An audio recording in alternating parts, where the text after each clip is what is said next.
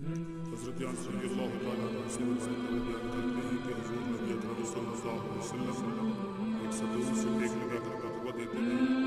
پھر جب آپ صلی اللہ علیہ وسلم سمیت پر تیار ہو گیا تو آپ صلی اللہ علیہ وسلم پر تشریف لے گئے. ستون ہونے لگا. آپ صلی اللہ علیہ وسلم اس کے پاس تشریف لائے تو اسے سینے سے آپ صلی اللہ علیہ وسلم نے فرمایا اگر میں اسے سینے سے نکالتا تو کیا مطلب ہوتا ہے. ابن ماجہ میں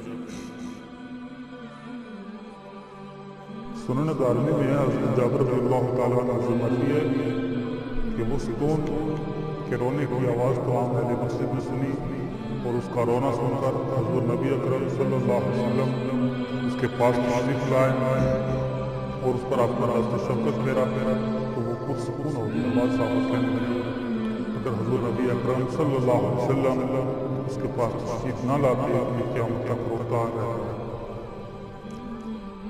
حضرت گرامی اللہ کریم پیارے رسول صلی اللہ علیہ وسلم سے دنیا کی ہر مخلوق, آسمان کی ہر مخلوق,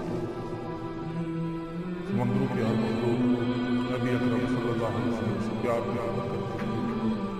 اور کیونکہ اللہ نے اپنے رسول کو ساری کائنات کے لیے